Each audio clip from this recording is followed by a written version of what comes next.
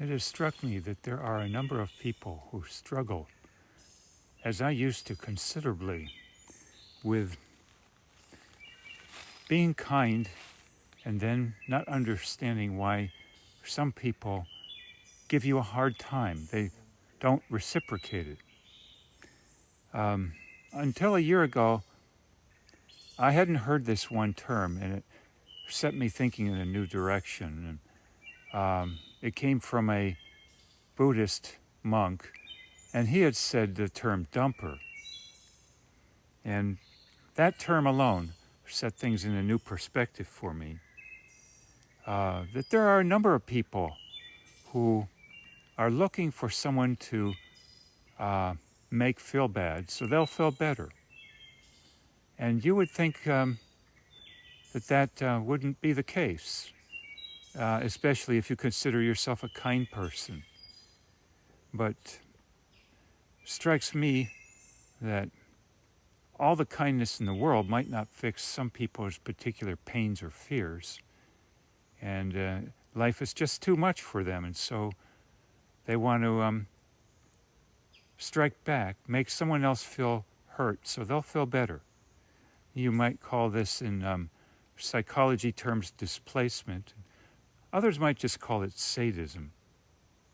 But at any rate, I think a kind person is always asking, what is my contribution to someone rejecting me or treating me poorly? They're smart enough to ask that question and honest enough, because none of us are perfect. So that's my first step forward in that direction. Then I think a person has to ask, why would some people want to, quote, dump on others anyway? Strikes me, some people have so much fear and so much anger, and they just can't break free of it. You might say, well, why don't they go to therapy? Well, my opinion being that that rarely helps. So, another factor, what if somebody just plain envies you? Some call it jealousy. I suppose we might sometimes say, well, what do I have to be envied for? They have more money, they got better looks, they're younger, they have a job that's better than mine. Maybe I don't have a job. They're married, I'm not. And so we wonder, well, what do I have to be envied for?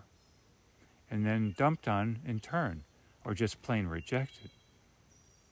Well, again, strikes me perhaps it has to do with how we measure things, our yardstick of our value. If we're going to measure our value by how we look, or how much money we have, or our job title, if any, or whether we're married or not, or our past, then it strikes me we're going to have a lot of issues if someone else wants to pull out, shall we say, the money card, or the I'm married card and you're not, or I have children and you don't, or I have a better sounding job title than you do. It isn't so well talked of in society here and these days that things like being highly understanding, being highly tolerant, are a very valid and superior yardstick in many ways to having money or, quote, good looks physically, or youthhood for that matter. So they're another factor.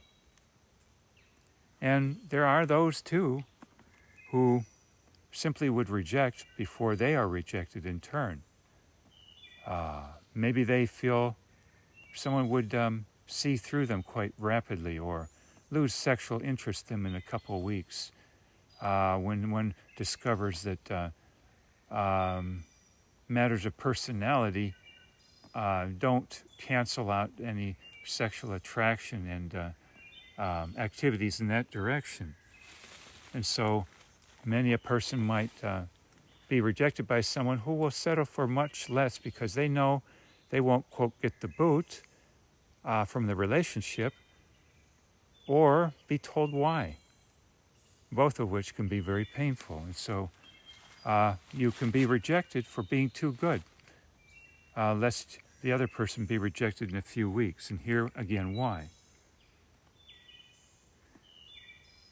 So, unfortunately, it seems that there are quite a number of such people in certain areas and certain eras, especially in urban areas, it strikes me, and in modern times, when we don't have to work on ourselves nearly as much as we used to, because divorces are so easy to come by. We have so many more distractors than before.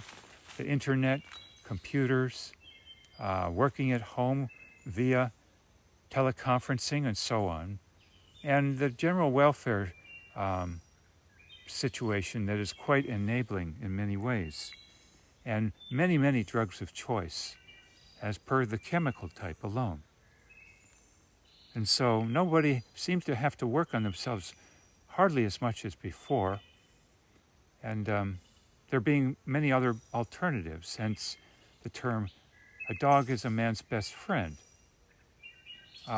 or dogs don't talk back to you and neither do plants.